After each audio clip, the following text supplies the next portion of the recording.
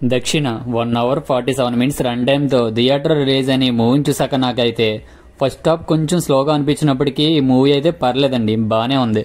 ఇంకా కబాలి ఫేమ్ సాయి ధన్స్కి అయితే surprise character చేసిందనే చెప్పాలి. ఆవిడ కొన్ని crime scenes and first sequence చాలా బాగుంటదండి. కాకపోతే స్క్రీన్ ప్లే కొంచెం స్లోగా ఉంటది. ఇంకా ఫస్ట్ హాఫ్ కూడా ఎక్కడ ఇంట్రెస్ట్ గా అనిపించదు.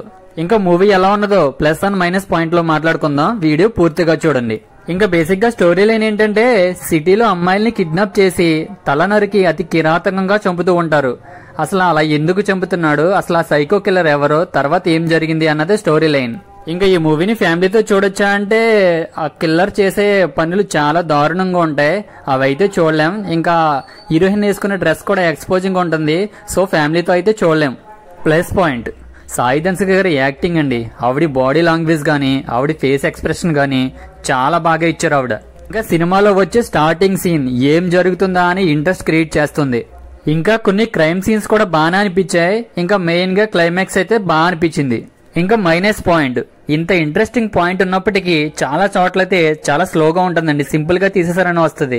ఇంకా కొన్ని చోట్లయితే లాజిక్ కూడా మిస్ అవుతుంది. ఇంకా ఏసీపీని అంత సింపుల్ గా అఘాయిత్యం ఎలా చేయగలుగుతారో అనిపించింది. ఎందుకంటే సినిమా మొత్తం దాని చుట్టూనే తిరుగుతుంది కాబట్టి ఆ పాయింట్ కొంచెం బలంగా రాసుకుని ఉంటే బాగుండేది అనిపించింది. ఇంకా ఫస్ట్ హాఫ్ లో starting scenes and interval scene and కొన్ని సీన్స్ ఇంట్రెస్ట్ ఉన్నప్పటికీ కొన్ని సీన్స్ అయితే ఎందుకు పెట్టారా, ఇంకా లాగ్ చేస్తున్నారో అన్న ఫీలింగ్ అయితే వచ్చింది.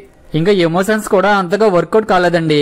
ఆ ఎమోషన్స్ కూడా చాలా సిల్లీగా అనిపిస్తాయి. ఇంకా క్లైమాక్స్ కూడా మరీ ఎక్స్పెక్ట్ చేసినంత అనిపించదు.